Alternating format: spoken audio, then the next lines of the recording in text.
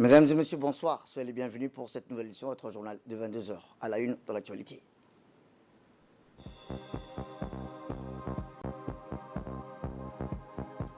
À la une dans l'actualité nationale, la garde-côte djiboutienne célèbre ses 13 ans de dévouement et d'innovation. Toujours dans l'actualité nationale, direction la Caisse nationale de sécurité sociale où un nouvel espace pour un service public d'excellence vient d'être inauguré par le Premier ministre en compagnie de la directrice générale de la Caisse nationale de sécurité sociale, Mme Ahmed Roble. Et enfin à Gaza, le sud de l'enclave, au cœur des affrontements, vive inquiétude pour les civils. C'était le titre. Merci si vous nous rejoignez.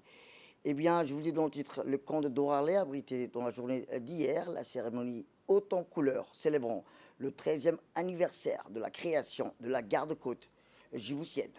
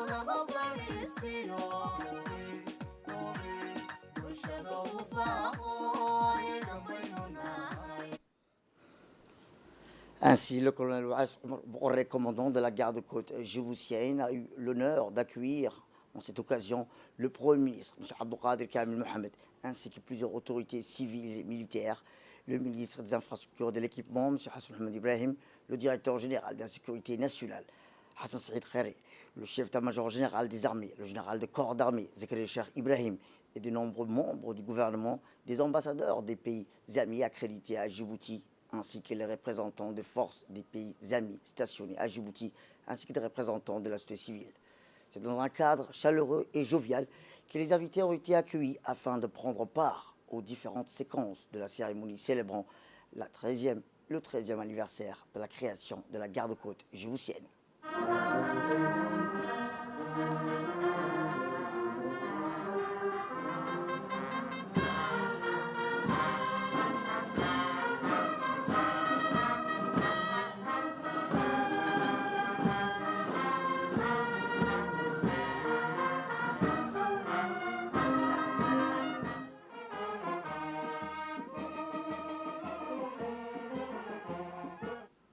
Puis tout de suite, le Premier ministre, M. Abdelkader Kamil Mohamed, a passé en revue les troupes d'honneur de la garde-côte djiboutienne avant de rejoindre la tribune officielle.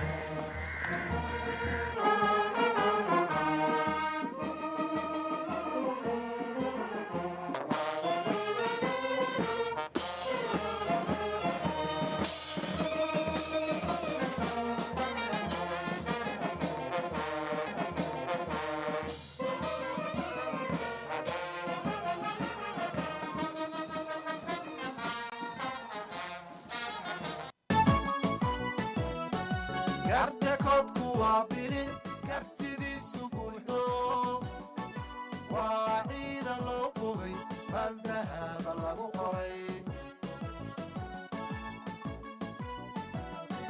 waa ciidan baledkiyo bulshada u adeego bay la tiri dalkeenii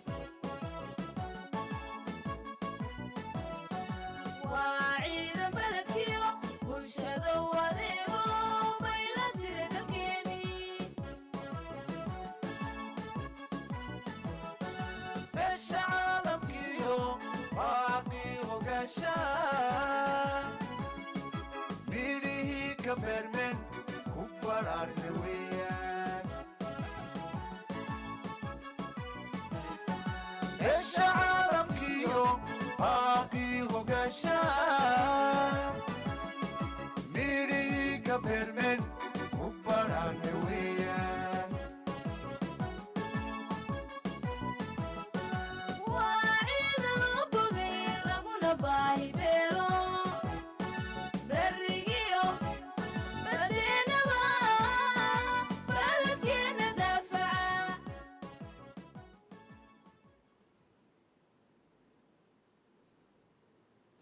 Eh bien, après l'ouverture solennelle de la cérémonie par la lecture des versets du Saint-Coran, le colonel Ouass Omar Bokoré, commandant de la garde-côte djiboutienne, a ouvert le bal des discours et longuement revenu sur le bilan des 2 dernières années de la garde-côte djiboutienne et a saisi cette opportunité pour souligner les perspectives des développements des capacités opérationnelles dans une situation régionale et internationale tendue. Écoutons-le. C'est avec un immense plaisir et une profonde fierté que je me tiens devant vous ce matin pour marquer le 13e anniversaire de la garde-côte djiboutienne. Cette occasion nous offre l'opportunité de réfléchir, de célébrer nos succès et nous projeter avec détermination vers un avenir encore plus prometteur. La garde-côte djiboutienne ne se contente pas d'assurer la sécurité et la sûreté maritime de nos côtes, mais elle s'engage également dans des missions cruciales de lutte contre toutes les activités illégaux et toute activité criminelle en mer. Nous sommes déterminés à protéger nos ressources marines, à garantir la sécurité et la sûreté aux eaux territoriales et ainsi contribuer au développement socio-économique de notre cher pays. Au fil de 13 années passées, nous avons œuvré sans relâche au développement continu de nos infrastructures, de moyens de transport de troupes et de la logistique. Ces investissements stratégiques menés par le gouvernement djiboutien ont renforcé notre capacité opérationnelle et notre rapidité d'intervention. Plus particulièrement l'acquisition de nouveaux patrouilleurs modernes, témoins de notre engagement indéfectible envers la sécurité et la sécurité maritime dans la Corne de l'Afrique. Le renforcement des capacités humaines est au cœur de notre stratégie. Nous investissons massivement dans la formation interne de qualité au sein du centre d'instruction navale qui est derrière moi à gauche. Nous collaborons étroitement avec nos partenaires nationaux des forces armées djiboutiennes, la police nationale et les gendarmes, et les internationaux, si je cite un exemple, les États-Unis d'Amérique, le Japon, la France et les pays frères et amis aux pays arabes. Parallèlement à nos missions opérationnelles, nous sommes fiers du rôle actif des gardes-côtes djiboutiennes dans des sections sociales bénéficiant aux non-citoyens. Cherchons ainsi à être un pilier positif dans la vie quotidienne de nos concitoyens.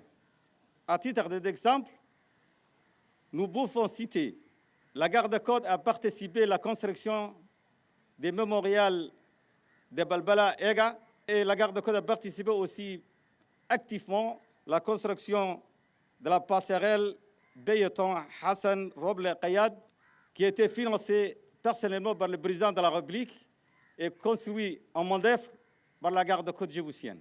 Je tiens à saisir cette occasion pour adresser mes sincères remerciements au président de la République, M. Ismaël Omar Guelleh, chef de gouvernement et chef suprême des armées, pour son constant et infaillible soutien à nos côtés et à l'attention particulière qu'il accorde à nos efforts de renforcement et de modernisation de la garde-côte djiboutienne depuis la création.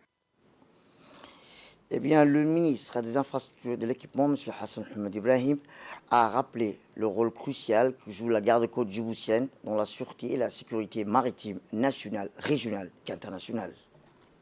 En cette commémoration du 13e anniversaire de la garde-côte djiboutienne, il est impératif de souligner la position stratégique de Djibouti dans la région et dans le monde.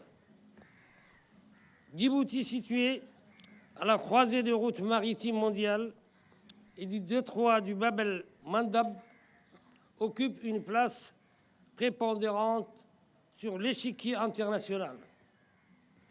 Les ports de Djibouti, véritable interface entre l'Afrique, l'Asie et l'Europe, sont des points d'ancrage essentiels pour le commerce mondial. La garde-côte djiboutienne, en assurant la sécurité maritime le long de ce côte stratégique, garantit non seulement la sûreté de voies maritimes, mais également la protection des intérêts économiques nationaux et internationaux. La position géostratégique de Djibouti fait de ces ports des hubs logistiques incontournables, facilitant les échanges commerciaux et contribuant à la croissance économique de la région. Ainsi, la garde-côte djiboutienne, par son engagement sans faille, devient le garant de la stabilité nécessaire à l'essor continu de ces infrastructures cruciales. L'importance de notre nation réside dans sa capacité à assurer la sécurité de ces routes maritimes névralgiques. Le gouvernement, conscient de cette réalité, continue d'investir dans le développement de la garde-côte, renforçant ainsi notre capacité à préserver la paix et la sécurité dans cette région stratégique. Mesdames et messieurs, je tiens à réaffirmer l'engagement personnel du président de la République, son Excellence M. Ismaël Omar Guelleh, en faveur du développement continu de la garde-côte djiboutienne. Aujourd'hui, nous pouvons fièrement affirmer que cette institution est à l'avant-garde de la vision présidentielle, assurant une sécurité maritime qui transcende les frontières. Mes sincères remerciements vont à nos partenaires internationaux, témoins de la coopération infaillible envers la garde-côte djiboutienne. En conclusion, célébrons aujourd'hui non seulement le 13e anniversaire de la garde-côte djiboutienne, mais aussi la position géopolitique et la contribution cruciale de Djibouti dans la sécurisation des voies maritimes internationales. Félicitons nos hommes et femmes de la garde-côte pour leur dévouement à la préservation de cette position stratégique qui transcende les frontières. Ainsi, le Premier ministre, M. Abdelkader Kamel Mohamed, a clôturé ses balles de discours en évoquant dans ses propos, entre autres, l'importance que revêt cette institution à un moment où l'économie mondiale est totalement liée aux échanges commerciaux du domaine maritime. La prédominance, a-t-il dit le Premier ministre, de l'économie bleue dans le contexte actuel et la position géostratégique de notre pays a favorisé les investissements colossaux réalisés dans le domaine maritime par la République de Djibouti au cours des 2 dernières décennies. Côte, une institution qui me semble-t-il solide et dégage une prestance affirmée par rapport à ses années d'existence grâce aux énormes investissements humains et matériels du gouvernement et aux efforts considérables consentis par la garde-côte djiboutienne. Il faut se résoudre également de l'importance que revêt cette institution à un moment où l'économie mondiale est totalement liée aux échanges commerciaux du domaine maritime. La prédominance de l'économie bleue dans le contexte actuel et la position géostratégique de notre pays à favoriser les investissements colossaux réalisés dans le domaine maritime par la République de Djibouti au cours de ces 2 dernières décennies. Depuis sa création, cette institution n'a cessé de se renouveler en s'adaptant aux nouveaux défis pour être à la hauteur des exigences sécuritaires. Dans le contexte actuel de la région, où nous observons un regain de violence et des attaques des groupes armés sur des navires, je salue les efforts louables de la garde-côte de ne ménager aucun effort afin de garantir la libre circulation des biens et des personnes dans les eaux territoriales djiboutiennes, dans les détroits de Bab el-Mandeb et celui du golfe d'Aden, qui sont vitales aux échanges commerciaux internationaux. Au-delà des missions de prédilection, la garde-côte a su se rendre incontournable dans les activités socio-économiques du pays et les exemples des œuvres réalisées sont nombreux. Le pays vous est reconnaissant des actions nobles et réconfortables que vous apportez au quotidien à la population dans les moments critiques. La surveillance côtière s'intègre parfaitement dans la volonté gouvernementale de préserver notre pays pour les générations futures dans tous les domaines. L'objectif du gouvernement est de renforcer le droit non seulement dans le domaine environnemental et commercial, en luttant contre le contrebande de la commerce illicite, mais le gouvernement tient également à intervenir dans le domaine du droit de l'homme en supprimant sur notre territoire toute forme de trafic des êtres humains qui transitent dans notre pays pour se rendre en Europe ou vers les pays de la péninsule arabique. J'apprécie à sa juste valeur les efforts considérables consentis et les sacrifices réalisés au quotidien durant ces 13 dernières années afin d'être au rendez-vous du succès. Il est important de souligner qu'un long chemin a été parcouru durant ces 13 années d'existence.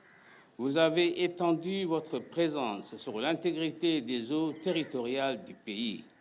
Nous avons été également attentifs des efforts importants déployés par la construction des installations équipées et modernes qui montrent la qualité de vie et des instructions du personnel de la garde-côte. Eh bien, après les discours, la cérémonie s'est poursuivie par une parade de défilé des troupes d'honneur de la garde-côte djiboutienne dans leur uniforme d'apparat. Ainsi, plus de 450 hommes et femmes ont pris part à ce défilé, pied sous le commandement du commandant Oubah Ismaël Aouled.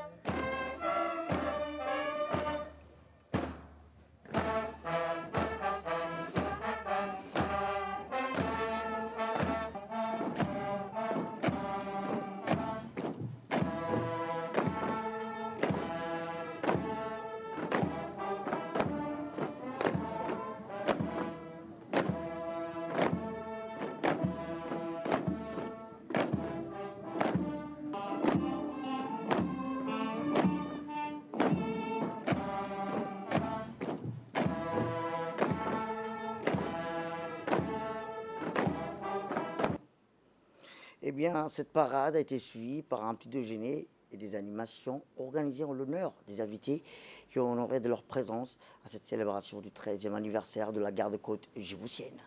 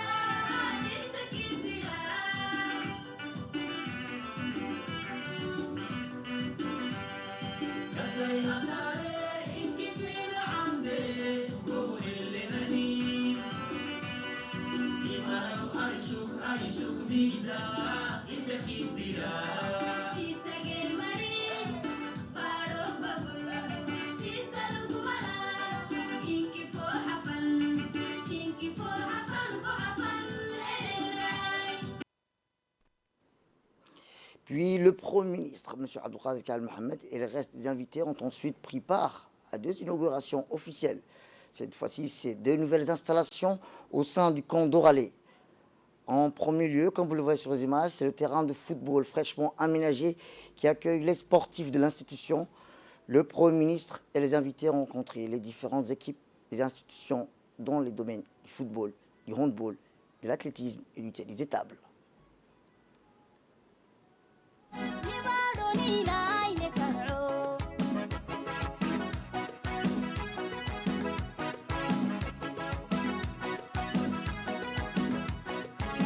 روحت معرلي كسلينك تن ملل سعلت فوحت لنو روحت معرلي كسلينك تن ملل سعلت فوحت لنو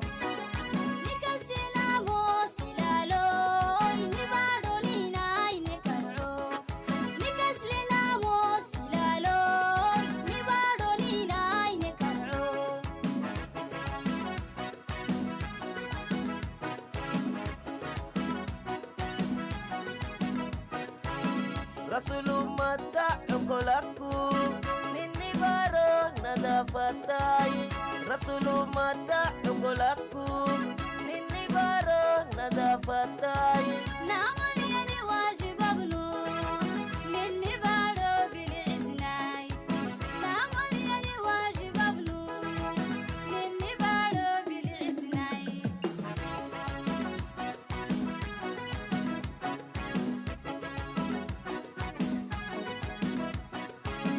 Rasulu mata engkolaku nini baro nada fatai Rasulu mata engkolaku nini baro nada fatai نعمل يعني واجب ابنو نني بارو بالعسناي نعمل يعني واجب ابنو نني بارو بالعسناي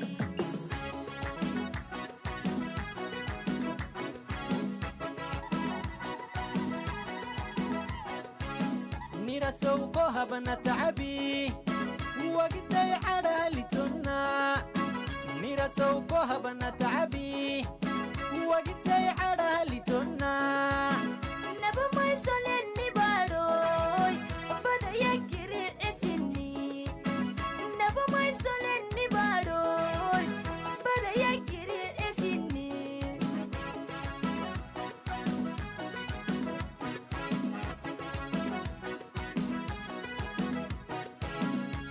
سوقها بنات عبي وقتي على لتنا نيرا سوقها. Autre actualité dans ce 22 heures, eh bien, je vous le dis dans le titre, la Caisse nationale de sécurité sociale a célébré avec fierté l'inauguration officielle de son nouveau centre de prestations, marquant une étape significative dans son engagement en faveur de la qualité des prestations rendues à ses usagers. La cérémonie a été honorée par la présence distinguée du Premier ministre, M. Abdelkader Karim Mohamed, du ministre du Travail chargé de la formalisation et de la protection sociale, Omar Abdi Saïd. Le nouveau centre de prestations communément appelé CEPREST est doté d'installations modernes et se distingue avec une gestion stratégique et avec une distinction nette entre le front office dédié à l'ouverture des droits et l'accueil des assurés et le back office focalisé sur le traitement et la liquidation des demandes des prestations. Eh bien, cette approche vise à optimiser les processus internes et à moderniser l'accueil du public. L'introduction d'un système de gestion électronique de documents au front office vise à réaliser une numérisation exhaustive des dossiers en temps réel, améliorant la traçabilité des interventions tout en réduisant l'utilisation des documents physiques.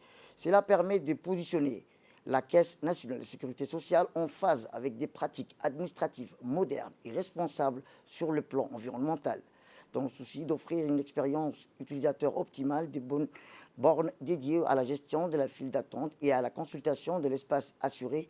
On a été installé, simplifiant ainsi les démarches administratives et offrant aux bénéficiaires un accès plus rapide à des informations pertinentes. La CNSS, faisant face aux défis croissants du nombre d'assurés, s'adapte constamment en ajustant ses méthodes pour garantir un parcours sans faille. Ce nouveau centre de prestations incarne la vision de la CNSS pour un service social tourné vers l'avenir et donc le digital, répondant aux besoins évolutifs de la communauté assurée. Ainsi, la directrice générale, Mme Dera Hamdaroble, a rappelé que le nouveau centre des prestations a été conçu et pensé pour répondre aux directives gouvernementales visant à améliorer la qualité du service public. Elle a également souhaité exprimer sa profonde gratitude envers toutes les équipes impliquées dans la réalisation de ce projet, ainsi que pour le soutien continu de la communauté assurée. Rappelons qu'en somme, le nouveau front office de la CNSS est une déclaration audacieuse de rénovation, de révolution dans le paysage du service public, témoignant de l'engagement de l'organisation envers l'excellence et le bien-être de ses bénéficiaires. Écoutons le Premier ministre. Nous sommes ici à la CNSS, mais CNSS transformée. Ayant connu la CPS, l'EPS, et maintenant la CNSS, je crois qu'il y a une grande différence. C'est le même établissement qui a vu sa transformation aller jusqu'à une décentralisation. Ici, ce matin, nous avons inauguré les prestataires de services, c'est-à-dire les employés, la partie employés des services, parce que la dernière fois, on a inauguré pour les employeurs. Et ici, c'est pour les employés. Toutes les prestations qui sont données à ces prestataires de services sont tous présents ici, dans ces locaux. Et vu la transformation, je vous assure que je n'ai pas reconnu le bâtiment de l'ancien CPS. Parce que même s'ils existent encore, ils ont été aménagés et transformés. Et ça, c'est quelque chose que j'avais déjà dit. À l'Assemblée nationale, la CNSS est devenue un peu le fleuron des établissements publics. Autre actualité dans ce 22 heures, c'est aussi dans le cadre des relations diplomatiques croissantes entre la Chine et Djibouti. La nuit de l'amitié a émergé comme un événement symbolique qui s'est tenu hier dans la soirée au Palais du Peuple, célébrant ainsi les liens culturels. Dans le contexte diplomatique, les accords économiques et stratégiques entre la Chine et Djibouti ont été mis en lumière, soulignant l'importance de cette alliance. Eh bien, cette soirée a vu la participation du Premier ministre, M. Abdelkader Karim Mohamed, le ministre des Affaires étrangères et de la coopération internationale, M. Mohamed Al Youssouf, la ministre de la Jeunesse et de la Culture, Dr Hibo Moumin Assoui, le ministre de la Santé, Dr Ahmed Roble Abdillah, ainsi que l'ambassadeur de Chine à Djibouti, M. Ham Houbin, et son homologue djiboutien, M. Abdallah Miguel. La célébration culturelle a été le point culminant mettant en avant la diversité des échanges artistiques folkloriques entre la Chine et Djibouti.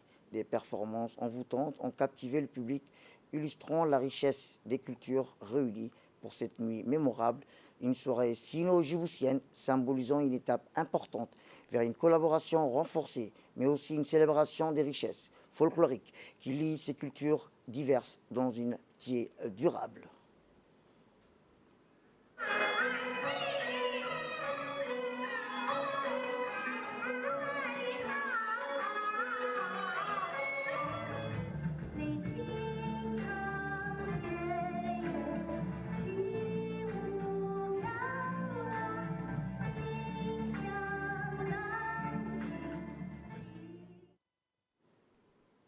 Autre événement, cette fois-ci, c'est un atelier sur la promotion de l'investissement qui s'est tenu ce matin au Palais du Peuple.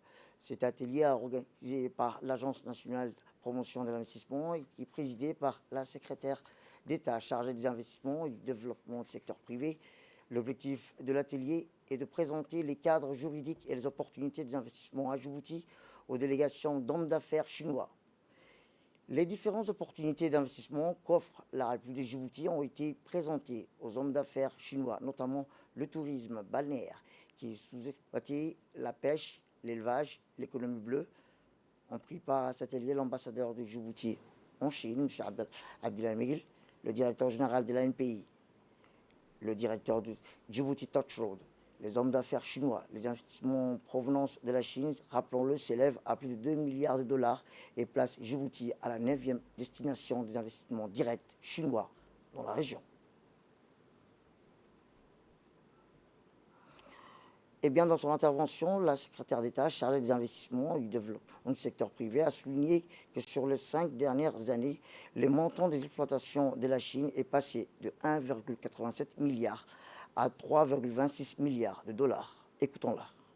Là des ports, nous avons également nos éleveurs. Les éleveurs, dans le domaine de l'économie bleue, la capacité de Djibouti est énorme dans le domaine halieutique.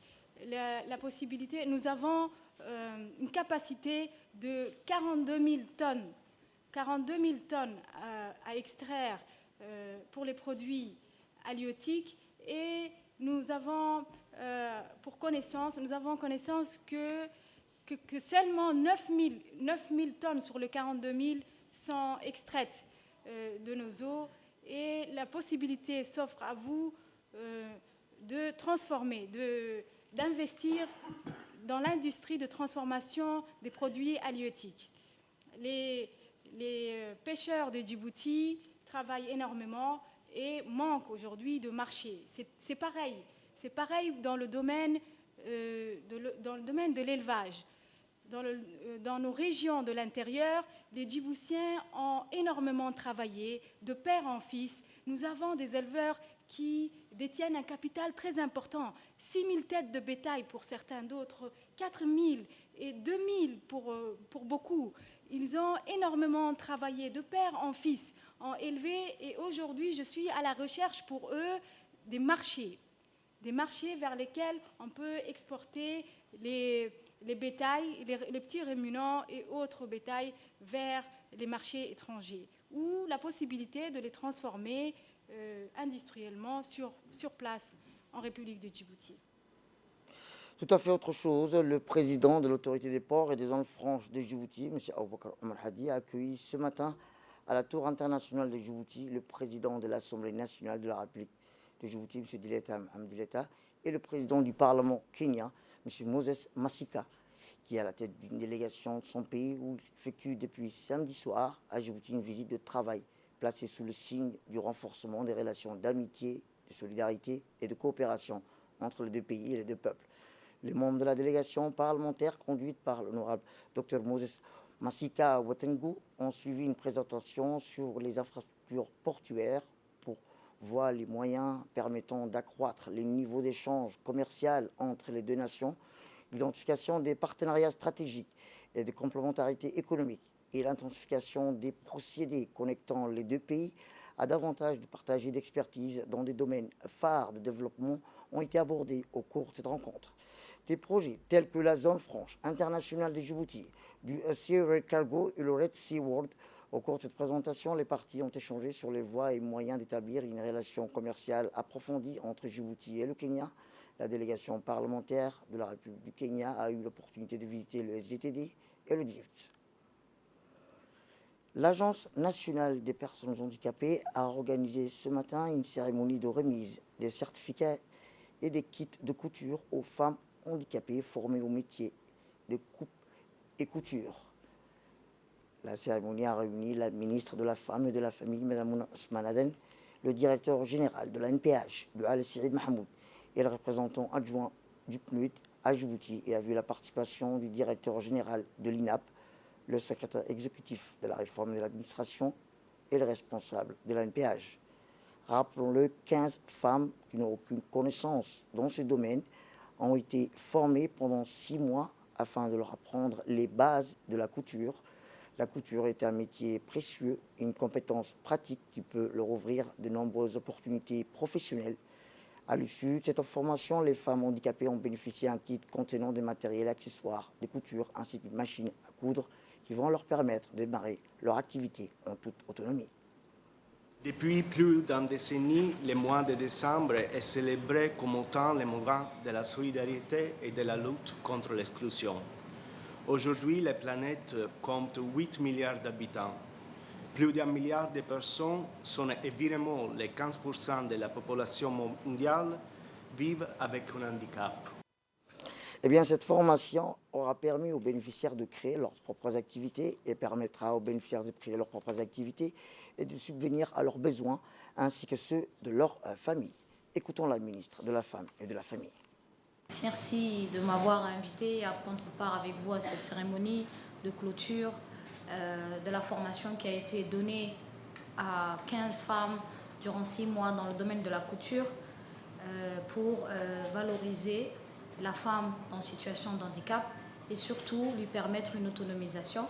Pour nous, en tant que ministère de la Femme et en tant que femme, c'est une fierté et on voudrait remercier et féliciter la direction de la NPH pour tous les efforts fournis dans ce sens. Merci également l'ensemble des partenaires qui participent à leur côté pour les accompagner dans les différents programmes et projets mis en place dans la stratégie élaborée à la NPH pour les 5 années à venir.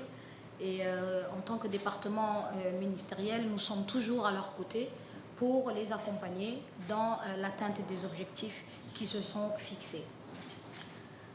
C'est d'autant plus pour moi une fierté parce que quand on parle de l'autonomisation de la femme en situation de handicap ou qui vit avec des enfants handicapés n'est pas mise en marge. C'est très important de la considérer comme partie intégrante et c'est très important de l'accompagner encore plus proche et encore de façon un peu plus importante parce que c'est une tranche de la population qui a besoin d'être remis au même niveau que le reste de la population qui a toutes ses capacités physiques.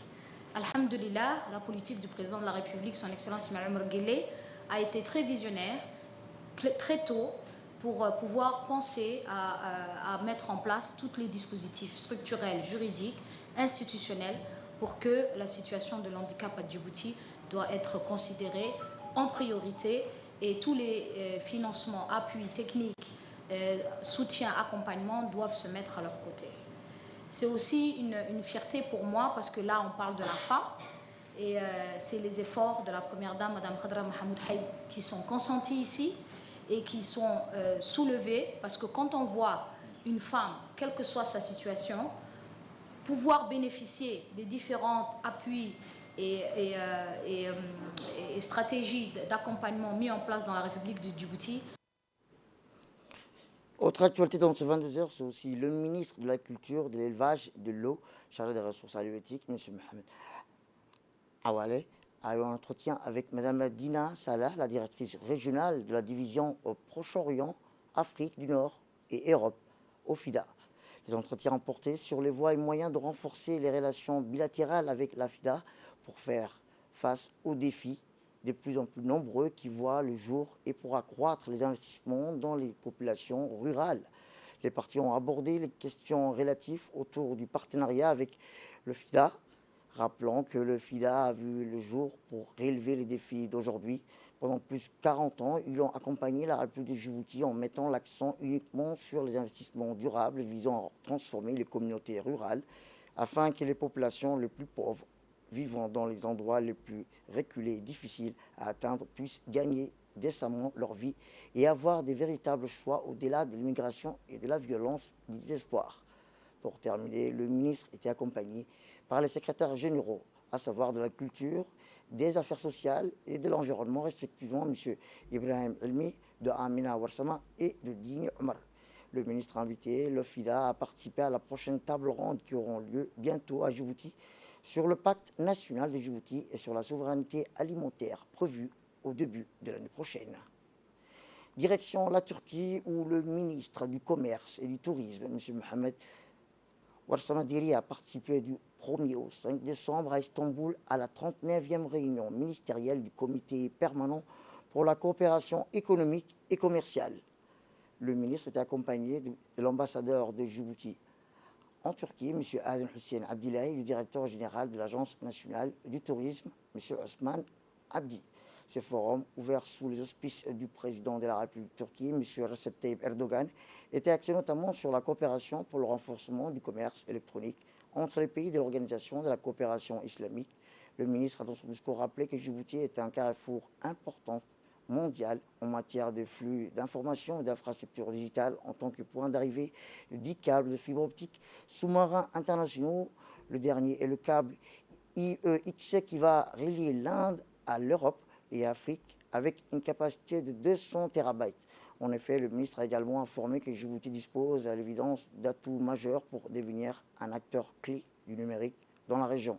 Ces avantages comparatifs, ajoutés à la mise en œuvre de la zone libre-échange africaine, a-t-il rappelé le ministre, va booster les échanges intra-africains grâce aux TIC et stimuler les investissements. À l'issue de ce forum, les pays de l'OCI se sont entendus pour mettre en œuvre les actions stratégiques pour accélérer la transformation et le développement des échanges basés sur le commerce électronique entre les pays de l'OCI. Retour à Djibouti, où le Djibouti Palace Kempinski a abrité ce matin une réunion d'échange et d'expérience sur le développement et la gestion des infrastructures télécom entre Djibouti et une délégation de haut niveau du Mozambique. La cérémonie d'ouverture a été coprésidée par le directeur général de Djibouti Télécom, M. Mohamed Assouibouh, et le secrétaire général du ministère de la Communication, M. Ahmed Youssouf Elmi, en présence des vingtaines de responsables d'experts en réseau télécom du pays. Cet atelier d'échange d'expériences a pour objectif de consolider davantage la coopération déjà existante en matière de télécom, notamment les infrastructures des câbles sous-marins et les fibres optiques. Dans un mot d'ouverture, le chef de la délégation mozambicaine, M. Jazz, a indiqué que cette réunion de concertation et d'échange d'expériences aboutira à une immense réserve d'expertise dans ce secteur de télécom.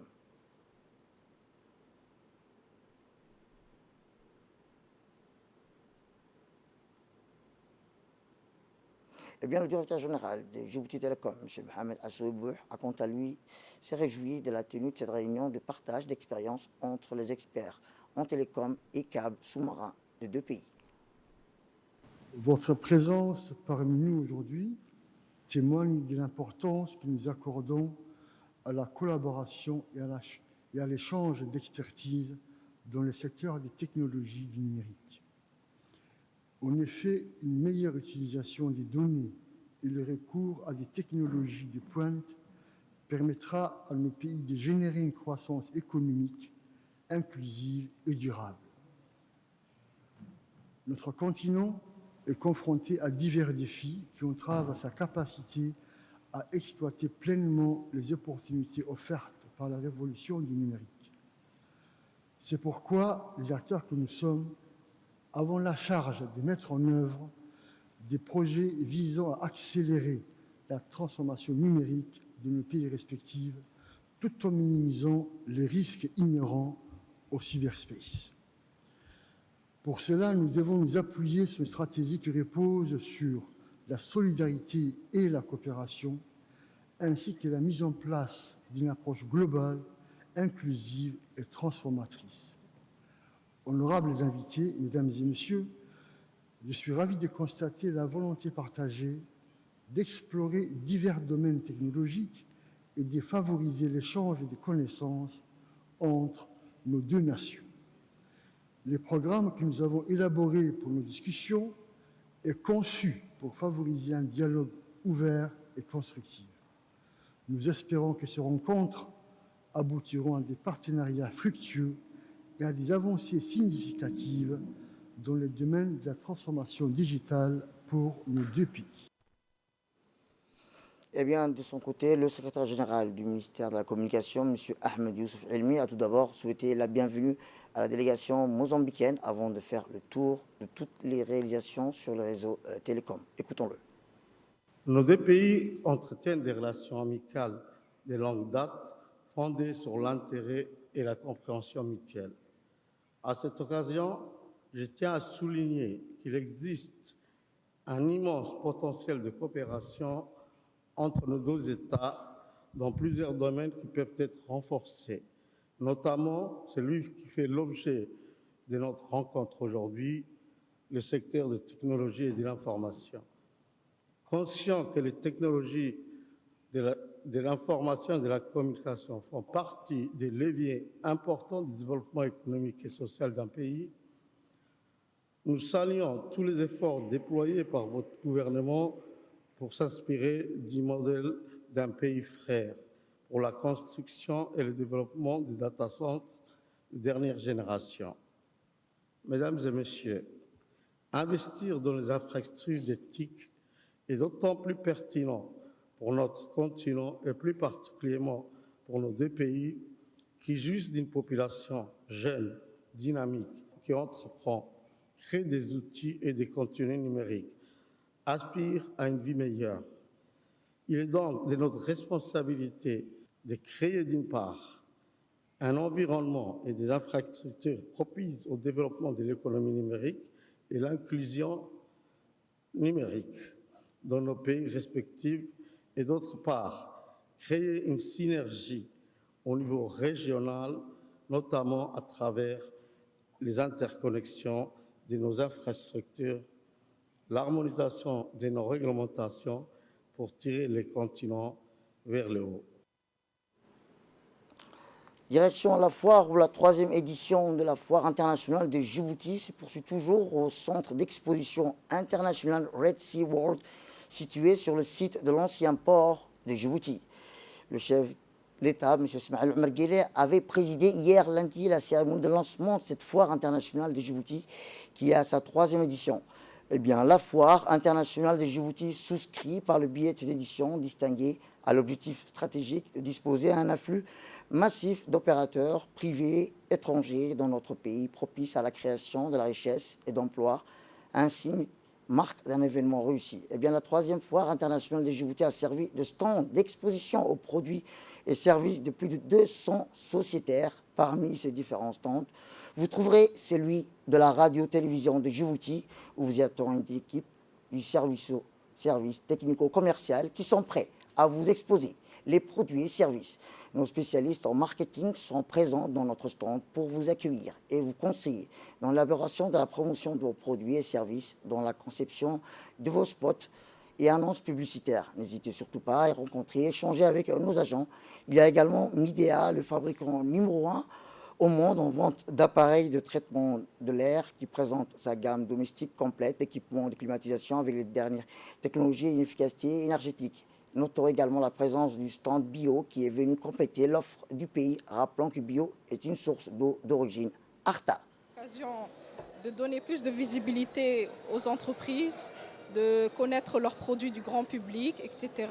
Et nous, on présente nos produits bio, de l'eau minérale pure, 100% saine, de bonne qualité, qui est la première marque consommée au marché.